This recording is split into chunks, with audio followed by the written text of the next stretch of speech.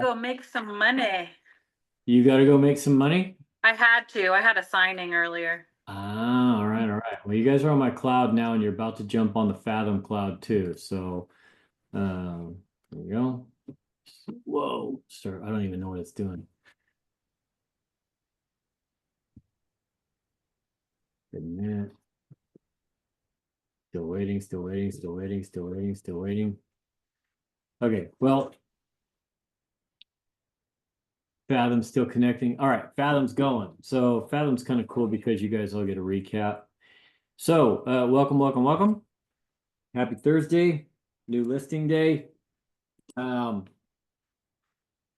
things are going on. Before we get into the conversation that we're going to have, um, I want you guys to know that things are kind of going on. So good things happening this week for us as a company. Michael had a deal in contract. His client went crazy. That went away, but at least he had one in contract. Steve's getting traction on a short sale. That's really, really positive news. Shelby wrote an offer. Brianna's got a contract. So, Alan will probably write, like 3, 4, 5 offers before the weekend's over. Just shaking his head at me. Jessica's listing's live. Dawn's listing was on tour today. Yours truly pitched it at PCAR, and it had a good, rocket ships. It had a good response on the Realtor Tour, so I have high hopes for that one over this weekend too. So, as spring gets a little bit deeper, activity's kind of picking up a little bit, and under some pretty grim kind of circumstances. So let's talk about that a little bit before we get into um, buyers and sellers, right? And talking a little bit more specifically about buyers and sellers. And some of it's going to sound repetitive and some of it maybe won't. But um, who, if you subscribe to Keith Robinson's Substack, raise your hand. To anybody, Michael's on it. Anybody else on Keith Robinson's Substack? Substack is an online community where people write, and it's a little bit more than social media. Like you have to write articles, right? I subscribe. You should subscribe if you like reading. He writes something every other day or so, and it's always pretty good stuff. I want to give you some perspective, and some of you, let me see. I don't know. I know Alan, yes, but Steve, maybe. But he wrote an article today that said why real estate feels so weird right now. Okay. And I didn't know this. All right. 2009. Who remembers real estate in 2009? I do. Alan does. Steve, yes. Joni? Yes. Right. It was pretty freaking miserable, you guys. I mean, it was bad. I'm telling you, it was real bad. That's the great housing recession or the mortgage. What do they call it? The mortgage crisis, whatever they called it. Okay. In 2009, nationwide, there were 4.34 million units of real estate sold. And to give you some perspective, that was about 2 million units less than were sold in 2006. Okay. So uh, basically overnight in 2008, real estate stopped. And when I say stopped, what I mean is 4.34 million units sold in 2009. Let's bring that forward to today. In 2024, somebody give me a guess. Michael, if you read the article, you don't get to guess, but somebody give me a guess. How many units do you think were sold nationally in 2024?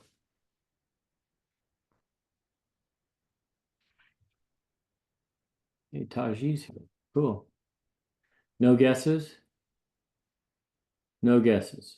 Somebody be brave. Well, I'm doing that. Be brave for 1 minute. I'm doing that. Be brave for 10 seconds. 5, 4, 3, 2. Nobody's going to do it. 4.06, what is that? What's it? 10,000? 10 million. No. 4.06 million units sold in 2024. Okay. That's less than 2009. Alan, did you know that? I didn't either. Okay. It's less than 2009, meaning that real estate is more painful today than it was in 2009. The worst time in real estate by anybody's measure, it's worse today. Okay?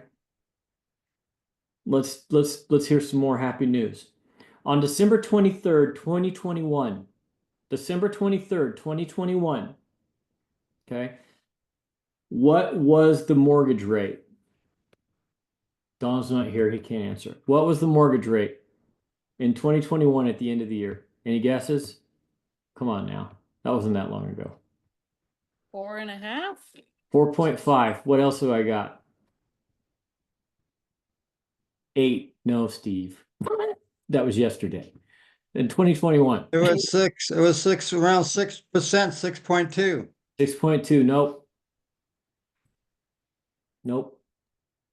2021, December 23rd, 2021, the 30-year fixed mortgage rate was 3.05. 3.05%, folks. By November of 2023, 3 years later, it peaked at 7.6. I know that because that's when I bought this house that we're sitting in right now. Okay? 7.6%.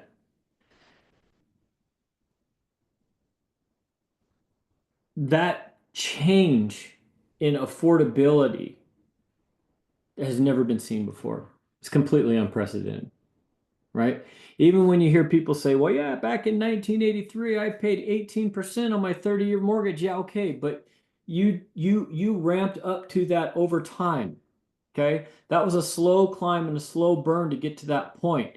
You didn't take in a 2-year period, you didn't take the nothing rate and turn it into the 8% rate and essentially take all of the inventory that was on hand and make it unaffordable at that point in time. Because let me complicate it for you. When the rate was really, really low, right, at 3%, 4%, what was happening to price every week? It was going up, and it was going up, and it was going up. And people were bidding 100,000 over, 150,000 over, 200,000 over. It didn't matter because the money was free. All right. That curve shot us up. So now your $400,000 house from 2019 was worth $600,000. You with me? And everybody could buy that because they could get money at 3. But when the rate went to 8, the price didn't come back down to 4. It stayed at 6. So then now all of a sudden we have this giant affordability crisis, right? That's where you are. That's where you've been. And you're still here. Everybody take 3 seconds and give yourself a pat on the back because quite honestly, you shouldn't be here. I mean, this is horrible. It's been really, really bad. Okay. Here's the good news about all that before we get into it. I'm pretty sure that Keith's right. That I mean, we it's kind of like after you have a really, really, really long night, being out with some friends, and you started really early in the afternoon, you come home and you find the floor, right? I'm pretty sure that we found the floor. Okay? Pretty sure that we found the floor. And it's only up from the floor, right? Just like in life, if you land face down flat on the floor, there's only one way to go from there, and that's up. That's it. You've gotten a lot stronger through this process. You've gotten better at what you do. Okay? You've had to think about what you're doing. You've had to really hone your skills. And all of you have transacted real estate in this cycle. Okay? I don't know what the stat is because I don't know who to actually believe. But somebody that I do really, really trust, and I think doesn't puff up at all, said that 79% of agents have not sold a unit in 2025. Okay. And we've got 1 quarter behind us. We've got 1 quarter behind us, and they haven't sold a unit in 2025. And I think the actual number for an agent that didn't sell 1 unit in 2024 is in the 30s. Okay. Somebody else told me it was in the 60s. I don't believe that's true. It's in the 30s though. But think about that. 30% of the agents didn't sell 1 unit in 2024, and 79% of the agents haven't sold a unit in 2025. And most of you, I think, if not all of you, are beyond that, right? So pat yourself on the back. You've gotten a lot better at what you do. You've also had to take a look at your business. I know I have had to take a look at my business and said, all right, what is really, really important? Because everything else needs to go away, right? In years like 2021 and in years like 2005 or 2006, we basically get to the point where we're at this unmanageable pace, and we just start throwing money at things, because every time we throw money at something, it comes back in the form of a return, right? There's a point in time in like 2005. I was talking to Alan about this the other day. I paid Zillow $15,000 a month. $15,000 a month I gave to Zillow, because it didn't matter how much money I gave them, it would come back in ROI. I'd make money on it, right? What we've had to endure for the past few years is, okay, like, what do we really need to have? Because everything else needs to go away. So right now, your business is probably as lean and as efficient as it's ever been. Okay. And so as things start to pick up, as things start to increase, as you start to do more volume, you're going to be more profitable. That's a good thing. You're better at what you do. You're leaner at what you do. Here's the other thing I want you to focus on. 4 million or so transactions nationally is nothing to, like, when you hear people say, well, nothing's happening, that's not true. It's not true. Okay. Things are happening. And don't take this the wrong way. They're just not happening with you. Okay. So if we can be honest and we can say things are happening, they're just not happening with us to the amount that we'd like to have it on, then what do we need to do to change that dynamic? And that's what the rest of this is about. You with me? Get excited and nod your head. Fair warning, I found the Easter basket. I ate a bunch of candy. I'm jacked up. I'm telling you right now, I'm jacked up. I could go crazy. Okay? I didn't think there was any candy in the house. I was wrong. There is. All right. So what I want to talk about is what I think we need to do when working with both buyers and with sellers to truly, truly capitalize on opportunity. Okay. Some of this you may have heard before. Some of this may be new. All of this is mine. You don't necessarily have to agree with it. And the other part of what I'm hoping for is that you guys are going to chime in and we're going to kind of have a discussion around this stuff, and we're all going to be able to kind of pick and choose what we like. All right. How many want to do buyers first? How many want to do sellers first? Let me see a hands up. Who wants hands up for everybody that wants to do sellers first? 2. Does that mean everybody else wants to do buyers first? Buyers, hands. 1, 2.5. We've got some no voters. Okay. All right. All right. Let's do buyers. Okay. Let's do buyers. Now, before we start, this assumes that you have already done what we've talked about in the past.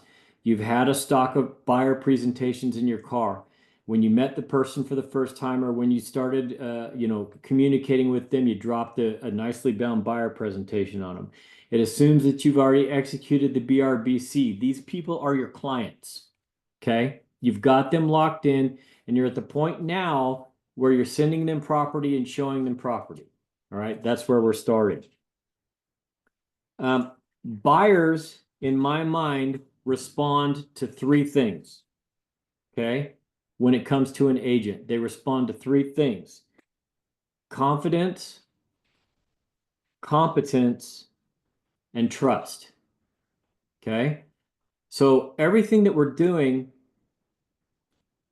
is along those terms. We're trying to inspire, they have confidence in us, okay, and our ability. They view us as extremely competent people, right? So what we say, and when they ask questions, the answers that we give, they can rely on as fact, okay? And then trust, they trust us. So if I say to them, well, we'll get to that in a minute. They trust us. So let's talk about how we communicate with buyers in the notification process. Real Scout. Everybody's heard me talk about Real Scout a million times, right? Real Scout is great. Okay. All of your buyers need to be on Real Scout. It does a really good job for you. It makes you look like a superstar. And it does it faster than you can do it. Okay. It does it faster than you can do it. With that said, okay, I still have the same two buyers that I've been trying to place for 2 years. Okay. Two buyers, 2 years. Every Thursday or every Friday, I do a manual search for both of them. Okay. I know their parameters like the back of my hand. I know what they like the back of my hand. I can do a quick MLS search. It doesn't take me long. I only filter, since I do it every week, I filter the days on market to 7 days. That way I only see what I haven't seen from last time. Okay. And I go through and I'll send them individual emails or individual properties that I think are a good fit, even if they've already received them from me from Real Scout. I'll do it again. Okay. Now, I also know that every time I send them something manually, they got it in Real Scout. I know that, right? But when they get it from me manually, what message does that send to them from me? Anybody got a guess? That you're working for them even when they don't realize you are. Yep, that one. Yes. What else? What does it say? It says, You're "Hey, pay always thinking attention." of them. That I'm I do the thinking of same them. thing, Damian. It tells them you're always thinking of them. You're always thinking of them. Yep, I agree with you, both of you. Yes. But it also says, pay attention. This is the second time I've sent you this. Pay attention, right? This one's good. Okay. Sometimes. Sometimes. Sometimes they're like, why are you sending me this crap? I told you I don't like that. Right. Yeah, aren't you listening to me? Why do you send me that? Right. Exactly. Exactly. So it lets them know, look, I'm really engaged in your process, and it's really important to me. I'm thinking about you all the time. I'm working for you all the time. I'm working for you when I'm not working for you, and I really think this is a good house. Okay? I really think we should see it. When you get 6, 7, 8 buyers, this can take some time, and I understand that. All right, but it's critically important. When you're going to show them a property, I know it's a pain and I know you're busy, but you got to make a tour sheet or a tour pack for them every single time. Okay. Even if they just throw it away. I know they've got it on their phone. I know they've got all that. But even if they throw it away, when you hand something to them when they get into the house, it's real. Right? It's like, why do we still make flyers? Right? Why do we still send actual pieces of mail? Why do we still make books? Why do we go through all that trouble when everything is digital, digital, digital? And they don't really need it, if I'm honest. They don't really need it. We do that and we hand it to them because then it's real. And they get to take a piece of that house with them, right? They have to set it on the dashboard of the car. They have to take it into the house and lay it on the counter afterwards. Give them something that's real. Understand Cubicasa, or however you're supposed to say it. Cubicasa, whatever. If you go onto the NextHome intranet and you go over to the left side and you go down, you're going to see it. Cubicasa is the app that we have a partnership with that lets you go through the house with your video camera, send it to Cubicasa, and they send you a floor plan. Okay. Every house you tour, do that real quick. Okay, I'll see you guys later. You got your stuff. I've got to lock up. I've got to turn off the lights. I'll be right behind you. I'll talk to you later. At that point in time, better yet, do it when I'm going to tell you in the next one. Go through the house, video everything, send it to Cubicasa, make a floor plan, and they'll email that floor plan back to you. Then you can send it to your client and say, here's a floor plan of the houses that we toured today, 1, 2, and 3. Here's the floor plans so that you can keep them in your mind. Let me know if you have any questions about that. Nobody does it. Nobody does it. Okay? Your client's going to be like, wow. Number one. Number two, why is this really, really important to me? Why is it so important to me that I make sure that on every single listing that I process or that somebody processes that works here, I tell them, put a floor plan on the photos. Put a floor plan there. Why? Somebody tell me why. Steve, I can't hear you. Saves you time for sure. Saves And me time, yeah. You get a flow of the house better. You do. You get a flow of the house better. Yeah, absolutely true. Why else? Why would I send it to a buyer after they toured a house? Why? What are they going to Oh, do it'll with it? save time if they want to know like what if their furniture is going to fit. You might not have to go back another time. Yep, you're sneaking up on it. That's true, but that's half of it. What do you think they'll do with it when they're sitting, after dinner and they're flipping through the paperwork or they're flipping through the emails? What do you think they'll do with that floor plan? They will start. Who's that? I was gonna answer. Go ahead. They would start moving in. Alan, bingo. They will start moving in. They will start planning. They will be sitting on their couch trying to figure out where that couch is going to be in the new house. They will figure out which kid gets which room. It's gonna sit on their table. And it's going to sit on their table. They'll figure out all that stuff. It will keep them engaged in the property. Plus, it makes you look like a superstar because no one else is doing it. Here's a better time to make the floor plan. Every time I show a house, I get there 15, 20 minutes early. A full 15 or 20 minutes early. Okay? I take that 15 or 20 minutes and I do a few things. Okay? Somebody's got their hand up. Who is that? It says iPhone CR. I don't know who you are. Oh, it's me. It's me. Oh, hi. Hi, Cindy. How Hi. come you have 2 boxes? I do? Yeah. I don't know. Okay. All I right. don't know. That's all right. You deserve 2 boxes. It's fine. It's me. It's Chad. It's Chad. Chad Romig. iPhone Chad Romig. Go. Yeah, sorry, I'm delayed on it. I'm on the road right now, but I was gonna just somebody that last guy pretty much said it though. But yeah, it gets them thinking about it. I always like I've had other ones that would create floor plans just to send it to them. I call them my dream tools. It's why you bake cookies before an open house. It's why you send them the packet and the paperwork. You want them to start moving. It's why you remove personal photos before the house goes on the market because you want them to move in before they move in. And Yeah. the floor plan does that. Yeah. I agree. It's just one more tool. Yep. I agree. Okay. Thanks, buddy. I don't think I can put your hand down. You might have to do that. No. Lower hand. Yep. I lowered your hand. Ha. All right. Where was I? Oh, every time I show a house, I'm there 15, 20 minutes early. Okay, this is what I do in those 15 or 20 minutes. I turn on every single light in the house. Okay, I don't think you guys already know that, but on the off chance that you don't know that, turn on every single light in the house, including the under counter lights, the lights on the appliances, all of them. Turn them all on. I do that. Mhm. I unlock all the doors. Okay.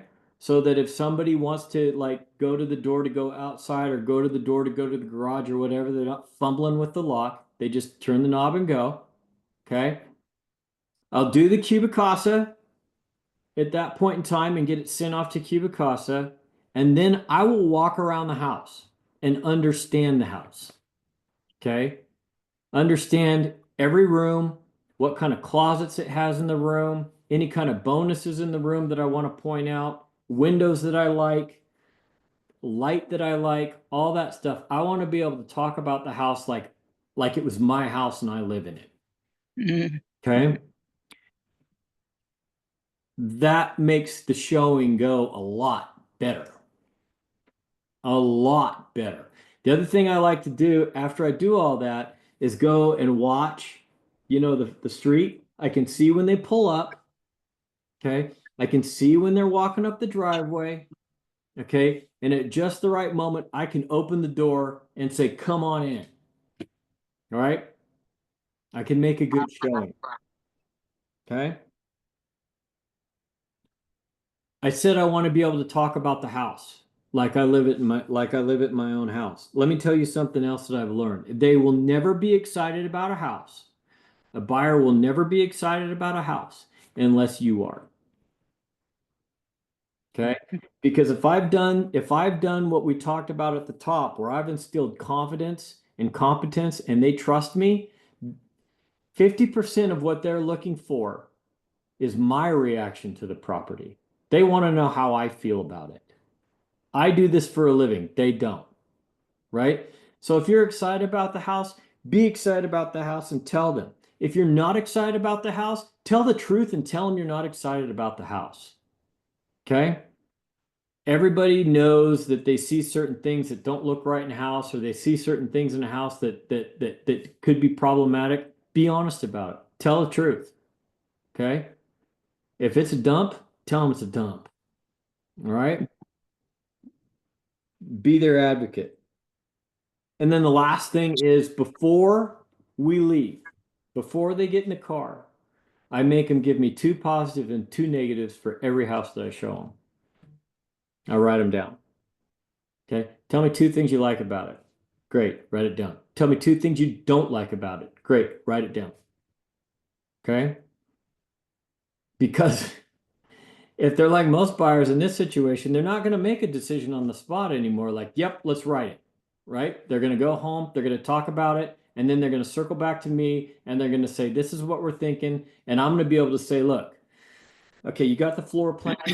Does the floor plan work? Yeah, floor plan works. Okay, great. Remember when we talked, these were the 2 things you really liked about the property. Where do those rank on your level of importance? Well, pretty high. Great. Okay, these were the 2 things you didn't like about the property. Let's stop for a minute, slow down, and be honest with me. Can you get around those? Are those deal breakers or are those just kind of eh?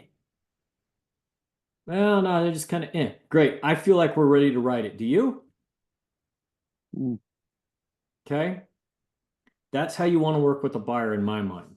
All right, before we switch to sellers, anybody got any other comments, tips, tricks, strategies, anything they want to add to any of this? Michael's grinning. What? Yeah. What if none of them look good? Well, you guys need to double your budget. Yeah. All disaster. Yeah, yeah. I mean, that's a really good point though. Like everything's relative, right? So if you've got folks that are looking in the 400s, you know, good at 400 is not the same thing as good at 900. It's just not, right? Don, There's going to be some issues. we have a power outlet right here? No. What?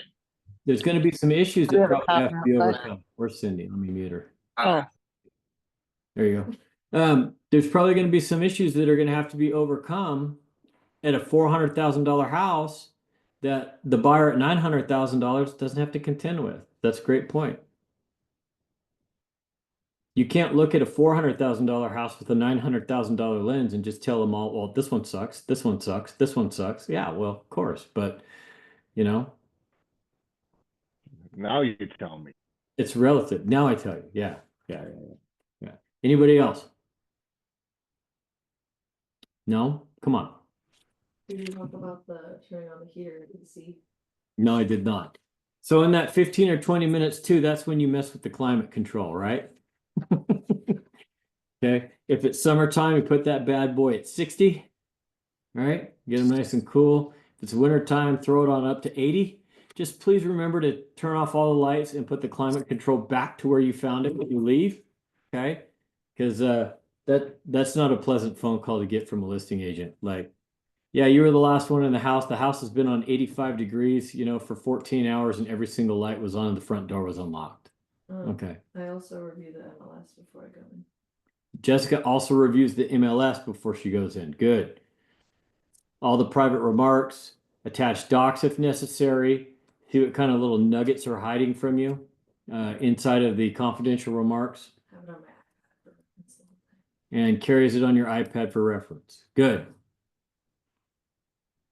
What else? No? Moving on to sellers? Mm. Do you agree? iPhone CR is talking. Agree. I agree. I'm just gonna say that, yeah, it's like don't be afraid to say the negatives too. Yeah. Our job is to sell a buyer a house, but our job is also to win the client over too. Like you said, if you're always building trust and you get them to buy a house, it's a one-time client. But if you get them not to buy a house, now then they're going to buy one that you do recommend, and then they're going to come back to you the next time. Client for life. Absolutely. Yeah. Client for life. Thank you for saving us from that trash heap. Yeah. And I like what you said about asking them what they don't like. And I always keep notes usually of what they don't like too, because they don't say, hey, Chad, okay, so we like the property that blah, blah, blah. They say, hey, which one did I like again? I love it. Yeah. Yeah. So That's you the have to know. trust. That's the trust. Yeah. Build trust. Yeah. You've got the trust part nailed down. Good. I want to treat them like you'd want to be treated. Hey, Chad, you're awful talkative today, buddy. Are you all hopped up on Easter candy too? I am. Yes. Easter candy and an energy drink. I'm good. Yeah, there you go. Yeah. All right. Good things are happening. Okay, we're going to switch to sellers. Okay, what do you guys think sellers respond to? Sellers or buyers respond to confidence, competence, and trust in their agent. What do sellers respond to? Data. Data, yes. They all respond to the same damn thing, but data is a huge part of it. So yeah, sellers are no different than buyers. Confidence, competence, and trust. That's how you win a seller. Okay. How you do that is to build a set of facts based on data. Okay? Based on data. And you use visual aids in addition to your mouth to illustrate that to them. Okay? So, for example, when you talk about value, you understand how to find like properties, you understand how to build averages, and then you understand how to analyze their property versus the average, and you understand how to present that to them in a data format that makes sense. And you can articulate your way through that so that with the data and with your words, they can go, I get it. Right? I get it. That's confidence, competence, and trust in data. You use things like, let me back up a step. Did everybody get the email from James Dwiggins about the graphics for on-market listings versus private listings? Did you get those graphics and download them? I bet you didn't. Don't worry, I did it for you. They're all in that shared folder that you have called O1 New Agent Docs. They're all in there. Okay.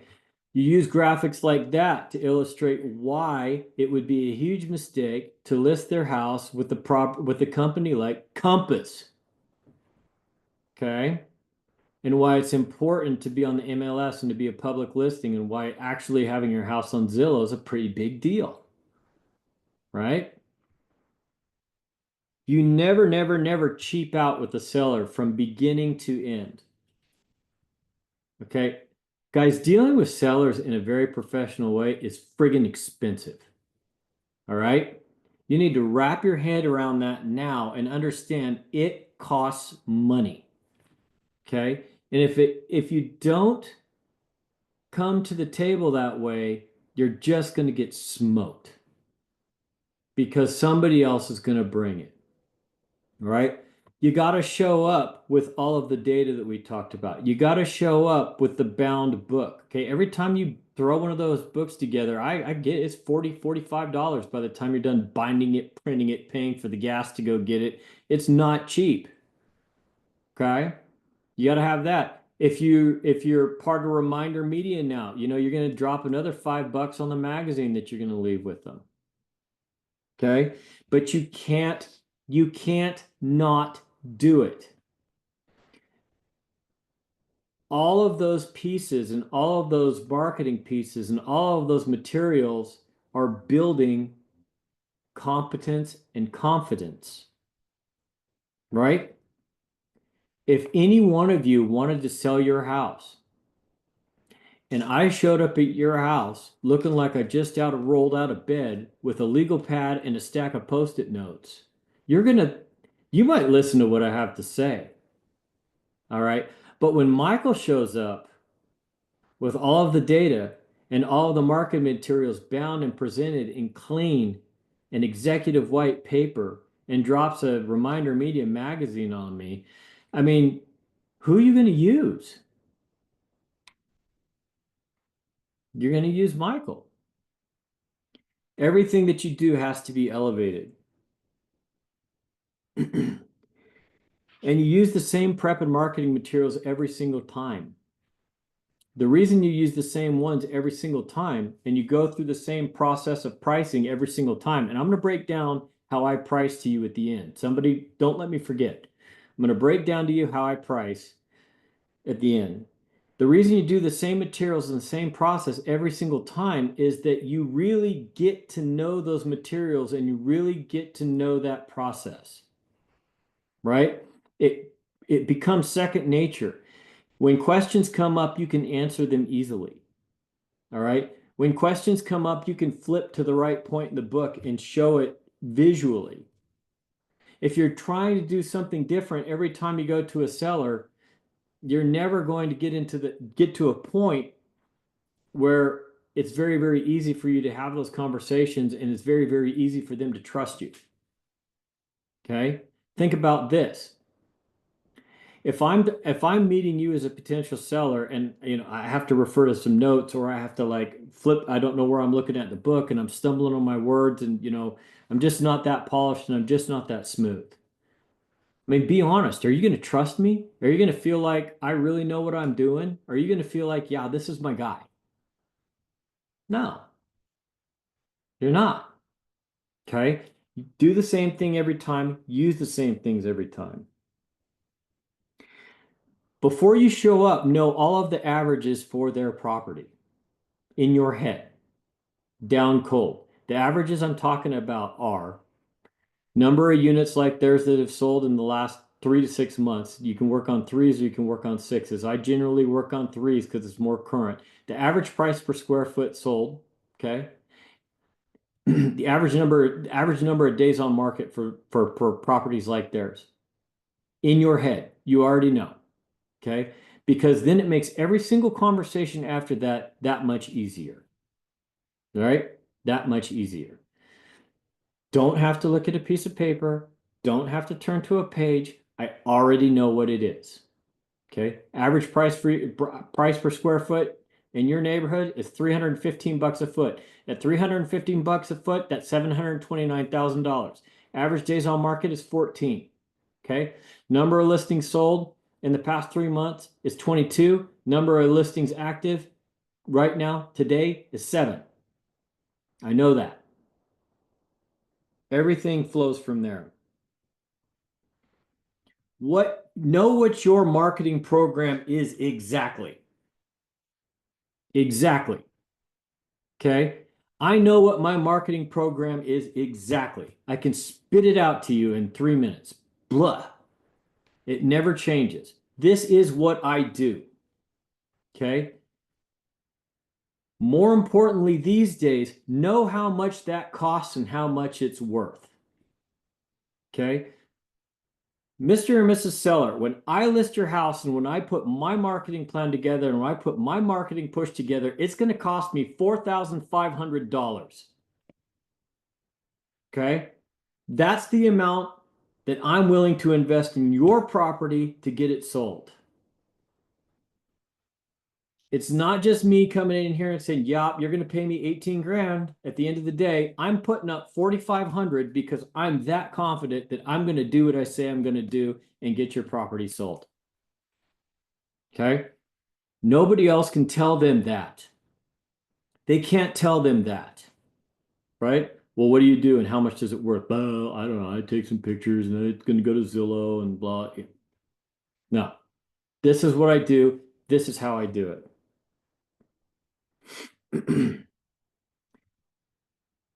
Let's go back. Well, no. Then we'll go back. Understand and be able to explain and articulate trends. Okay? This is really, really important. It's really, really easy to understand and articulate trends when the trend is this. Okay? Because pretty much you can say, we can do whatever we want. It's going to be great. Okay? I'm going to sell your house on the first weekend. It's probably going to go over list price because I have no idea what to even list it for. It doesn't really matter. Okay? It's going to be awesome. That one's pretty easy to understand. This one, not so easy. Which one are we in now? This one or that one? It's that one. Okay? You've got to be able to understand how to talk about that, talk about how that affects them, and how you deal with it. How you deal with it. And that is a difficult conversation. We talked about that a little bit last week, right? It is difficult to say, "Hey, Steve, I understand that today your house is worth 500 grand. But the problem is by the time we go to the market, based on the trend that we have today, it's probably going to be worth $495,000. And well, we've got to get ahead of that. So I need you to list it for $480,000. Okay. That's what I'm talking about when I say understand how to describe trends and how to deal with it. Right? You got to know how to do that. And these days you got to leave landmines. Right? You got to leave landmines. Now let me back up one step. I would never, ever, ever go to a listing appointment again.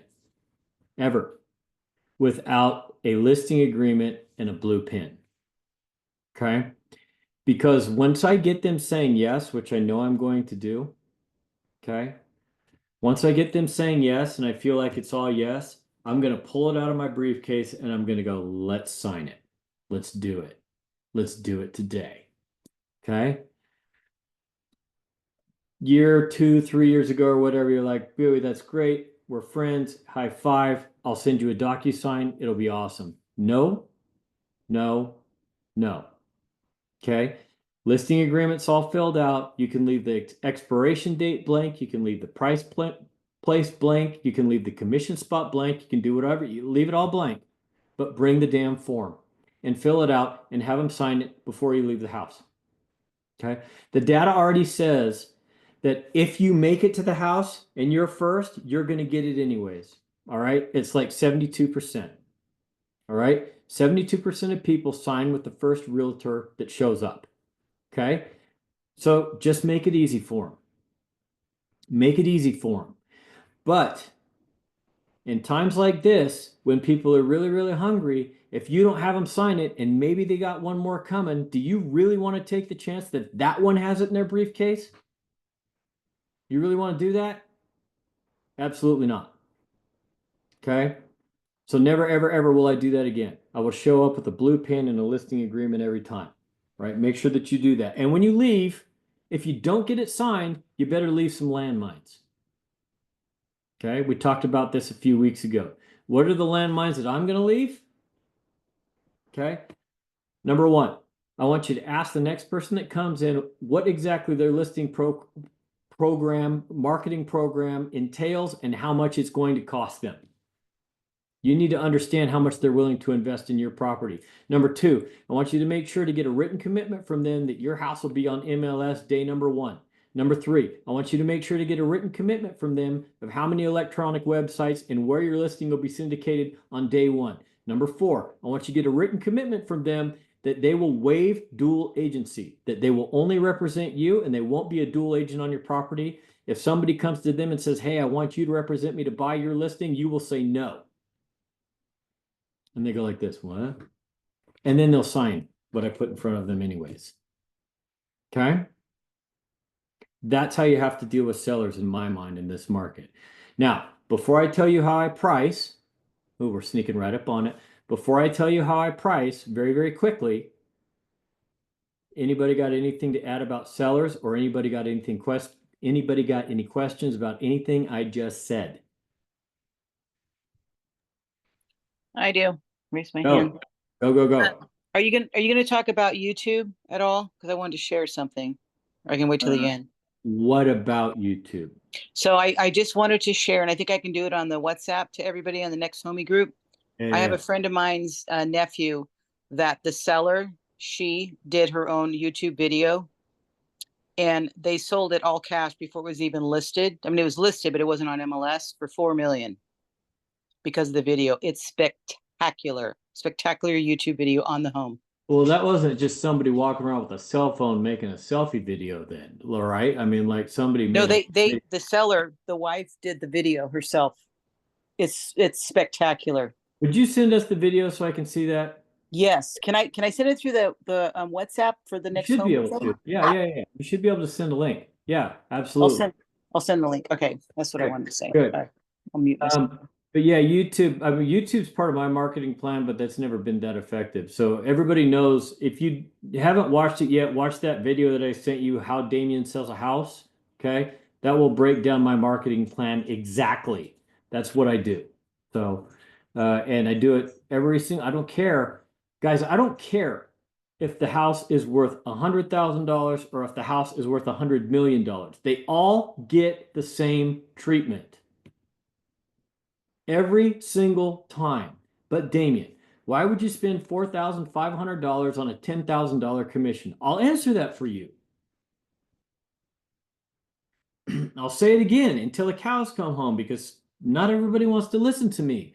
When you put a listing on MLS and you put it in the NextHome intranet, how many people do you think see it?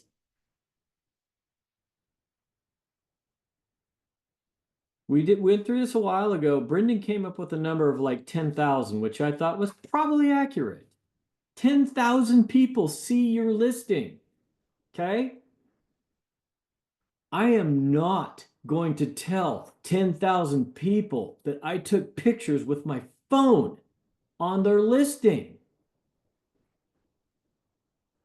Okay? You don't have to agree with me, but that's where I'm at with it. Every time I put a listing on, I'm telling 10,000 people, this is how I do my job.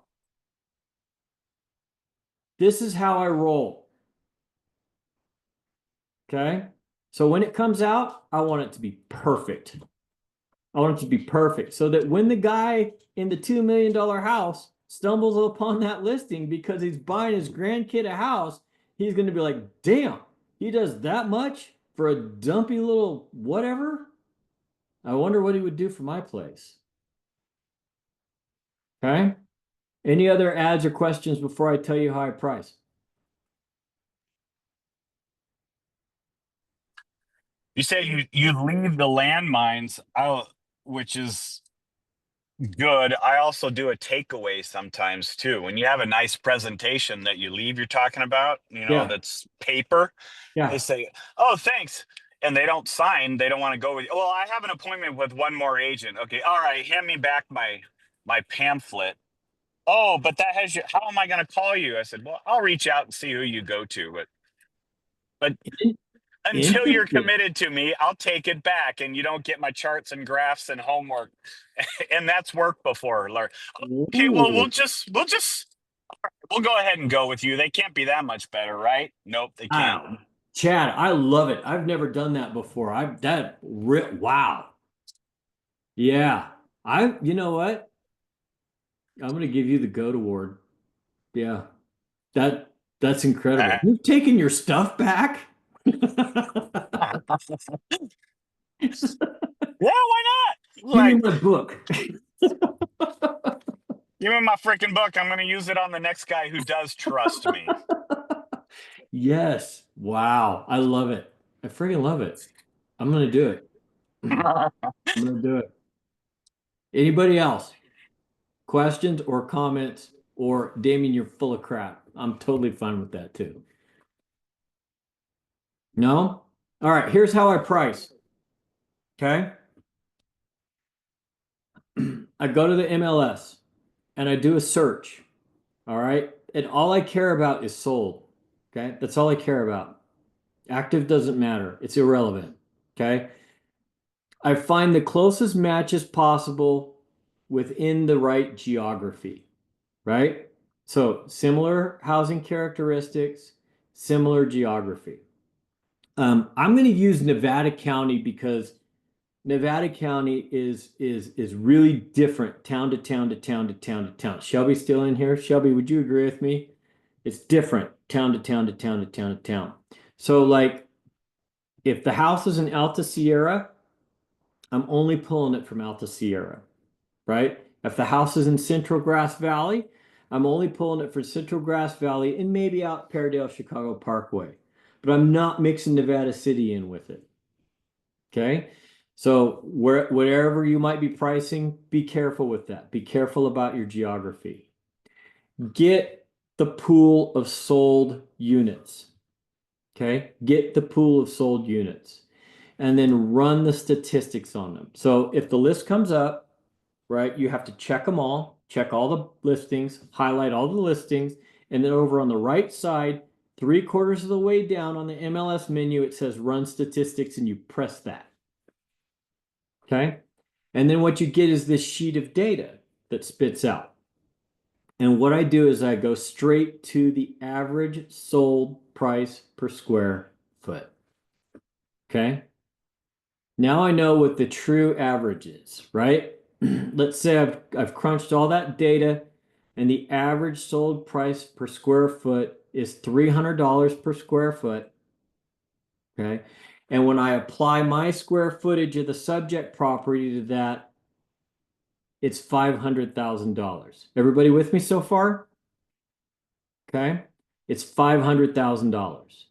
Now all I have to do, and it works every time, all I have to do is determine whether this house is average, 10% above average, or 10% below average. There's no more guesswork involved, right? So if I have a house that's straight market average, it's exactly average for everything that's sold in the market, that house is worth 500 grand. How I price and get to that 500 grand is a completely different conversation for another time, but that's how I do it. If the house needs work, it's below market average, I'm going to account for that, and maybe the house is worth $490,000.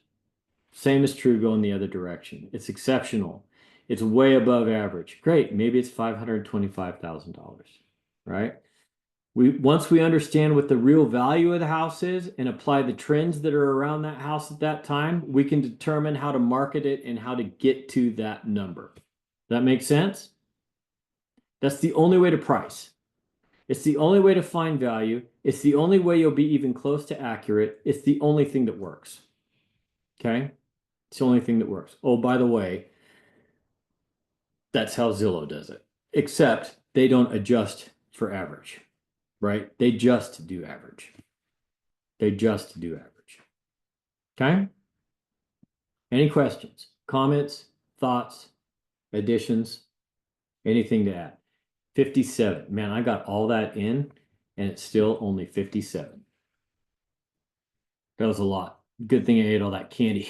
Got me a little fired up. No? Steve, nothing? No? All right. Well, I'll say this. I'm glad you guys are still here. Glad you guys are still swinging. Things are getting better. Sharpen up your game. Watch this again. Make sure that you've got a plan for buyers and sellers and how to deal with them. Sell Jess's listing this weekend. Sell Cindy's listing this weekend. Sell Don's listing this weekend. Okay? Good little offerings. And I'll see you later. You know where to find me if you need me.